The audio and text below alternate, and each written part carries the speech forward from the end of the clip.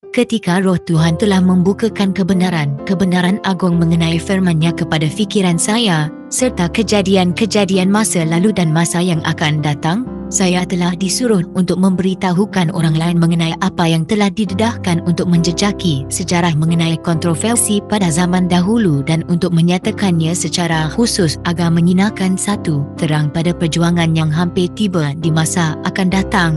Dalam mencapai tujuan ini, saya telah berusaha untuk memilih dan mengumpulkan peristiwa-peristiwa dalam sejarah gereja dengan cara sedemikian untuk menjejaki ujian besar kebenaran yang diungkapkan, yang mana telah diberikan kepada dunia pada waktu yang berlainan, yang telah membangkitkan kemarahan syaitan dan permusuhan gereja yang mengasihi dunia, dan yang telah dikekalkan oleh saksi-saksi yang tidak menyayangi nyawa sendiri hingga mati.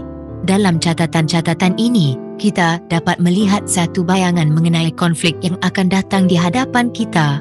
Dengan menganggapnya sebagai terang firman Tuhan dan dengan penerangan Roh-Nya, kita dapat melihat pendedahan mengenai muslihat-muslihat si jahat dan bahaya-bahaya yang harus dihindari oleh mereka yang didapati tidak bercela di hadapan Tuhan pada waktu kedatangannya. Peristiwa-peristiwa besar yang telah menandakan kemajuan pembaharuan pada zaman yang lalu adalah bahan-bahan sejarah, diketahui ramai dan diakui secara universal oleh dunia Protestan. Peristiwa-peristiwa ini adalah fakta yang mana tidak ada seorang pun yang boleh menafikannya.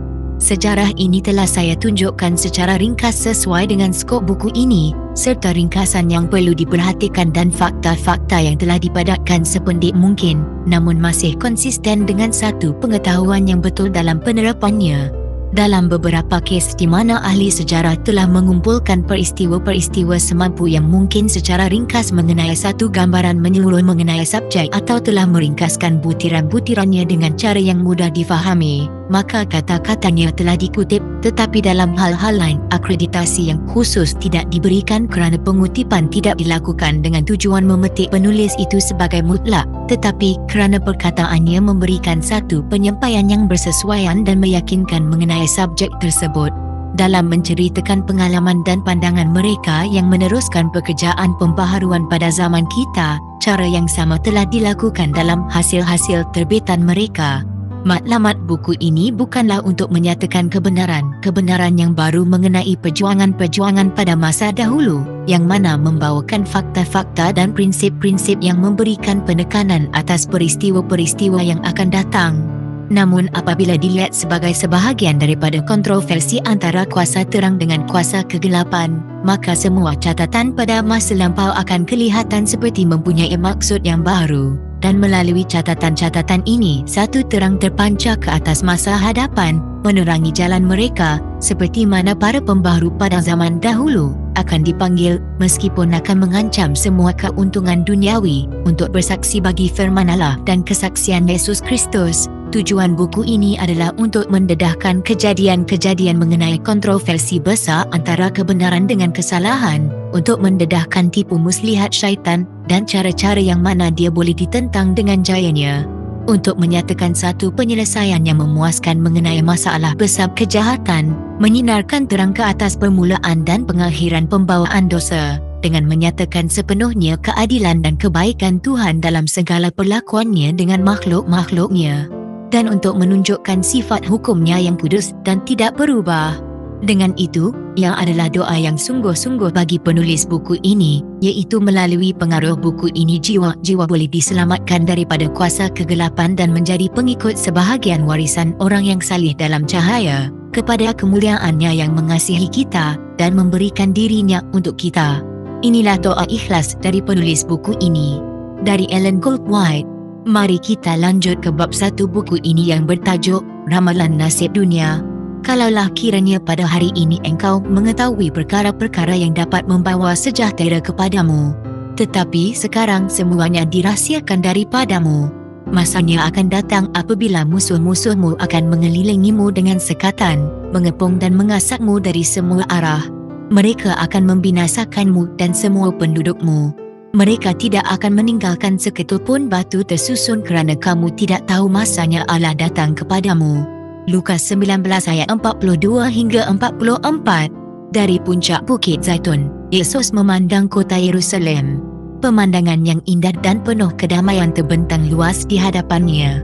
Waktu itu adalah musim Paskah dan anak-anak keturunan Yakub dari seluruh negeri berkumpul di sana untuk merayakan hari perayaan nasional yang agung itu. Di tengah-tengah taman-taman dan kebun-kebun anggur serta di cerun-cerun hijau di mana bertatahnya kemah-kemah para musafir, berdirilah bukit-bukit yang berteras, istana-istana negeri dan benteng-benteng pertahanan yang besar di ibu kota Israel. Ia bagaikan putri Sion dalam kemegahannya berkata, "Aku duduk di atas takhta sebagai permaisuri dan tidak akan menghadapi kesukaran, indah seperti dahulu dan menganggap dirinya terjamin di bawah kenikmatan syurga, seperti pada abad-abad yang sebelumnya." Penyanyi kerabat diraja menyanyi, indah dalam ketinggiannya, kegembiraan seluruh bumi. Bukit Sion, kota raja yang agung. Mazmur 48 ayat 2. Pemandangan itu jelas kelihatan bangunan-bangunan bait suci yang tersenggam indah. Sinaran matahari terbenam menyinari dinding marmernya yang berwarna putih salji, kilauan dari pintu gerbang emas serta menara dan puncak bait suci. Bangunan ini berdiri dengan puncak keindahan, menjadi kebanggaan bagi bangsa Yahudi. Anak Israel manakah yang menatap pada pemandangan tersebut tanpa merasakan kekaguman yang menggembirakan? Tetapi lebih daripada ini, hal-hal lain yang memenuhi fikiran Yesus. Ketika Yesus menghampiri Yerusalem dan melihat kota itu, dia pun menangisinya. Lukas 19 ayat 41.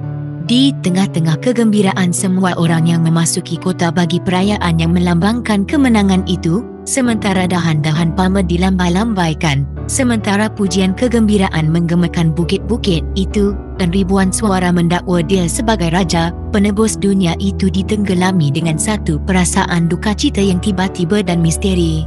Dia, anak Tuhan, perjanjian bagi Israel, yang kuasanya telah menguasai maut dan yang telah memanggil tawanan-tawanan yang mati dari liang kubur, sekarang menitiskan air mata, bukan kerana kesedihan yang biasa, tetapi kerana keperitan yang sungguh dan tidak tertahankan.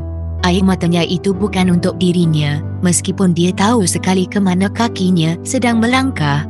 Di hadapannya terbentang Getsemani, pemandangan bagi penderitaan yang sedang menghampirinya.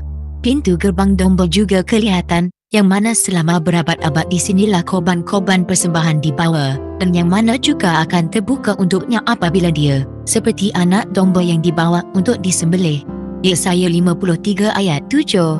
Tidak jauh dari sana adalah Kalvari, tempat penyaliban. Pada jalan inilah, yang tidak lama lagi akan dilalui oleh Kristus, harus dipenuhi oleh kegelapan besar yang mengerikan, sementara dia menjadikan jiwanya sebagai satu korban untuk dosa. Namun, bukan fikiran mengenai gambaran-gambaran ini yang membuatkan dirinya dipenuhi dengan penderitaan pada waktu yang menggembirakan ini. Tidak ada tanda-tanda penderitaan bagi dirinya sebagai manusia luar biasa yang menyelubungi jiwa yang tidak mementingkan diri itu. Dia menangis kerana kebinasaan ribuan penduduk Yerusalem disebabkan oleh kebutaan dan ketidaktaubatan mereka, namun demi mereka lah Yesus datang untuk memberkati dan menyelamatkan.